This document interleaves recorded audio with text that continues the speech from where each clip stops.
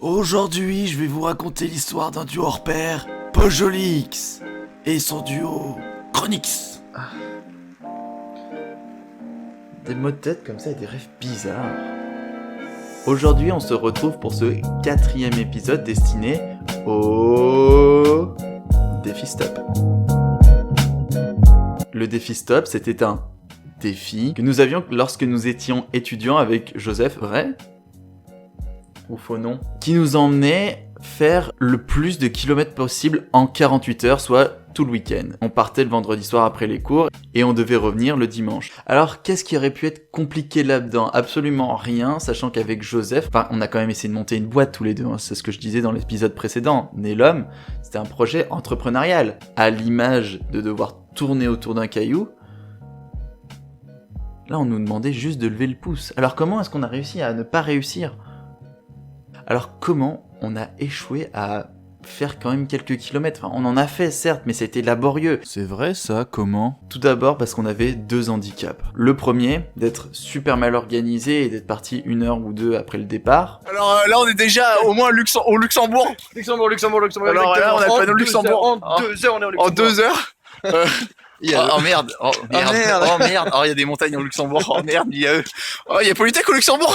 Ah bon ? On n'était pas forcément dedans, on y allait vraiment chill. Deuxième handicap.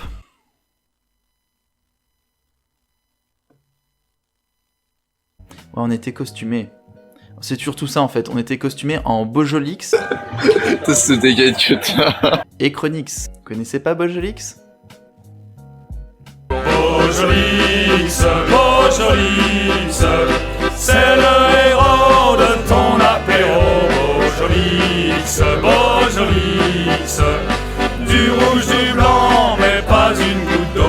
Munich ne devait pas être un problème à faire. En 48 heures, ça se faisait. Il y en a qui le font en moins.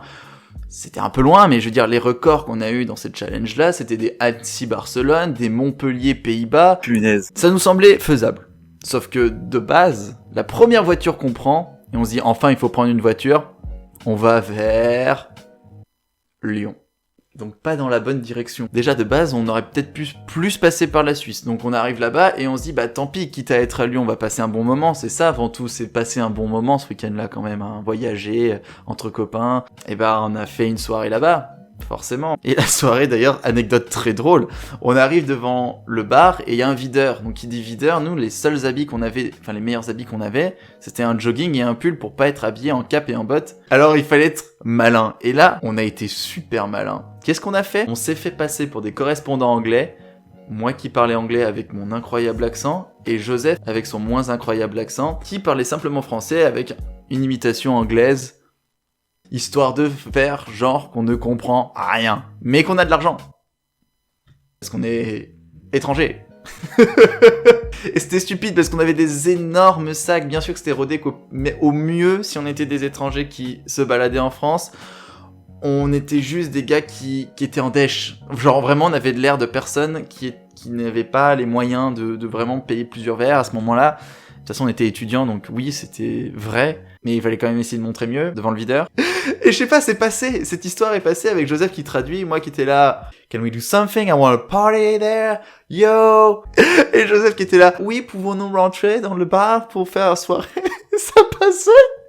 Et c'est passé, c'était incroyable. Et on lui montre les sacs.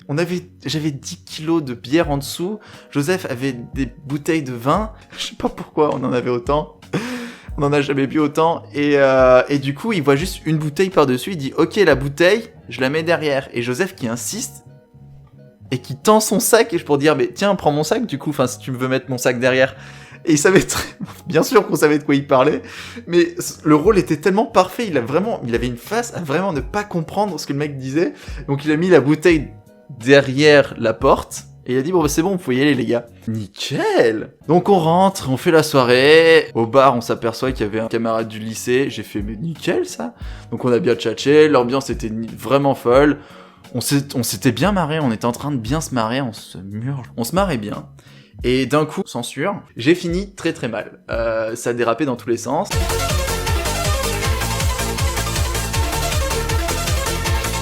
Et pour la faire courte, je me suis fait virer. Et l'anecdote marrante un peu de ça, c'est que bah du coup à ce moment-là je parlais français face au videur. Je dis bonjour, bah, je peux reprendre la bouteille qui est derrière, du coup on t'a pris pour un con, mais bon tant qu'à faire, qui tente rien à rien. Donc en plus j'ai récupéré cette bouteille là.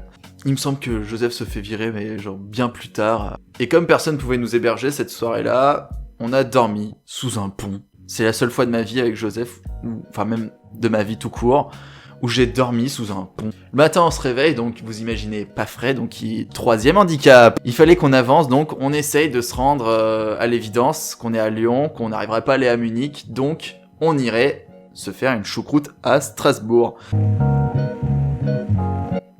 Et là, de nouvelles galères commencent, c'est le moment où on va chercher à faire du pouce, il y a un gars qui nous prend, il nous amène au périph'.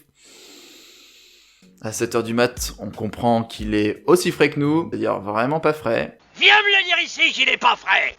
Il nous emmène au périph', heureusement pas beaucoup plus loin. Et on prend quelqu'un qui nous amène jusqu'à Villefranche-sur-Saône. À Villefranche, on change, on se met au péage, et en fait ça a été le début de toutes nos erreurs là. Tous ceux qui ont déjà fait du stop, et peut-être d'autres, vous diront que c'est la pire erreur. Ne vous mettez pas au péage pour essayer de trouver une voiture, mettez-vous à une aire de service. Essayez pas de grappiller 5 km pour grappiller 5 km.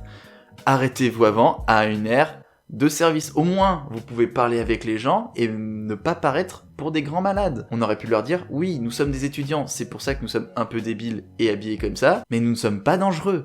Tété, il sort la position du penseur, c'est bon. C'est celle qui fait du monde, c'est celle qui fait du monde. Je vous entends derrière votre truc. Mais cette technique marche. En 5 minutes, il y en a 2 qui sont arrêtés. Une qui allait à Lyon, donc on l'a pas pris. Et une qui... Enfin, 2 qui allaient à Chalon. Et du coup, on sait pas où c'est, mais on est à Chalon. Ça, tu n'as pas envie de les prendre dans ta voiture, forcément. T'as pas envie. Donc on a galéré. Villefranche, Mâcon... Non, Villefranche, Mâcon, Chalon...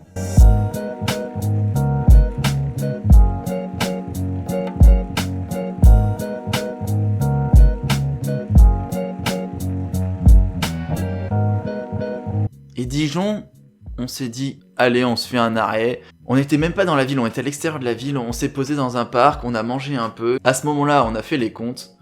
Et les comptes n'étaient pas bons. On s'est dit, c'est le moment de rentrer. Tant pis, on lâche l'affaire. On aura fait Annecy, Dijon. On était au bout de nos vies. Et on a eu la meilleure idée d'essayer de faire du pouce en faisant un pique-nique. Perdu pour perdu, une voiture s'arrêterait et miracle. Une voiture s'arrête. Revient un peu en arrière, il nous emmène à Lyon, et là je me dis, Joseph, il est 19h, on peut rentrer à Annecy avant minuit et faire un 24 heures. 24 heures.